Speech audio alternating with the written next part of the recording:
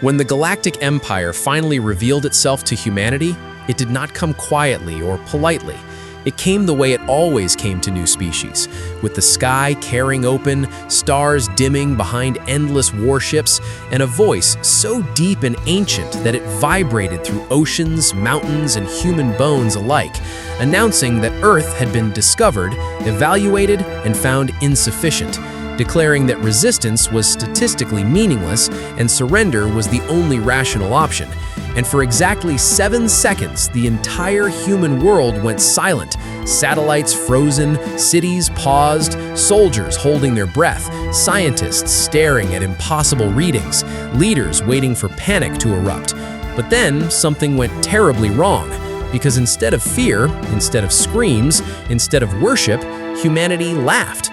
Not all at once, not organized, but organically, spreading from living rooms to command centers, from bars to bunkers, from orbiting stations to submarines buried beneath the sea, laughter full of disbelief, irony, and a strange, familiar amusement, the kind you laugh when life delivers the same threat for the 100th time and expects a different reaction. The Galactic Empire paused, confused, because in its millions of years of conquest, no species had ever laughed at first contact. Prey cried, warriors roared, zealots prayed, but humans laughed.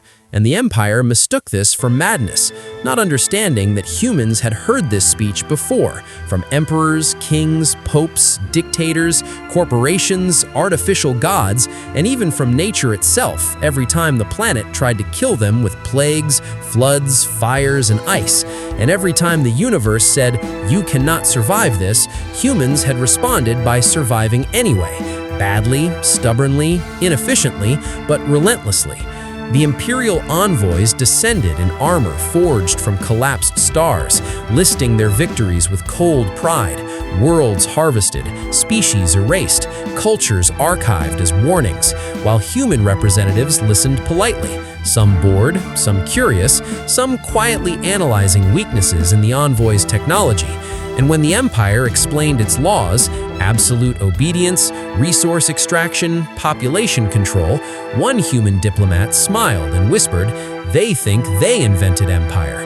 And somewhere else, a human historian quietly updated a file titled "Fallen Powers, Pattern Recognition," because humanity recognized the script instantly. The overconfidence, the obsession with scale, the belief that size equaled superiority. When the Empire demanded Earth surrender its weapons, humanity laughed harder, because the Empire believed weapons were ships and cannons and fleets, never realizing that humanity's most dangerous weapons had never looked like weapons at all. They looked like curiosity that refused limits, like creativity sharpened by scarcity, like adaptation born from centuries of almost ending. And as the Empire's armada moved into position, human networks lit up, not with panic, but with activity. Engineers arguing, scientists proposing insane ideas, soldiers preparing for asymmetrical nightmares, civilians volunteering in ways no empire could predict, because humans did not fight wars the way empires did. Humans fought like a species that evolved on a hostile world where survival meant improvisation. The first Imperial strike never landed, not because it was blocked, but because the ships vanished, not exploded, not damaged, simply gone, erased by technologies that exploited assumptions the Empire didn't even know it had. Supply lines failed next, communications collapsed under attacks that made no strategic sense by Imperial doctrine but worked anyway, because humans did not care about doctrine, they cared about results. And while the Empire tried to understand how a primitive species was dismantling systems perfected over millennia, humans remembered every war they had ever fought against stronger enemies and how none of them had been won by playing fair. Alien ground forces landed expecting terror and found traps built by people who learned engineering from disaster and psychology from suffering, encountering civilians who refused to behave like civilians, medics who fought, scientists who sabotaged, artists who coded, because humanity had never neatly separated roles when extinction was involved. Across the galaxy, other species watched in shock as imperial fleets fell not to superior firepower, but to relentless pressure, unpredictability, and human refusal to quit.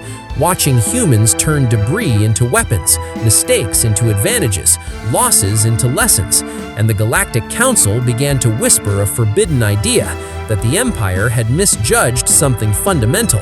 The Emperor himself finally addressed humanity again, his voice colder now, asking the question no conqueror ever expected to ask: "Why did you laugh?" And humanity did not answer immediately, because humans had learned that silence could be more terrifying than threats.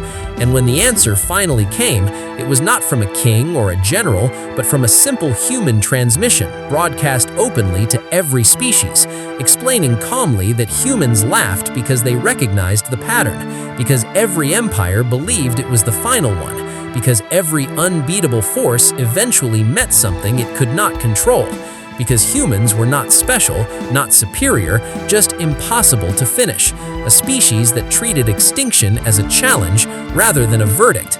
And as the war dragged on, not measured in days but in years, the Galactic Empire slowly understood the truth too late, that it had not invaded a world, it had challenged a mindset, that humans did not seek domination or glory, only survival, and the stubborn insistence on choosing their own future.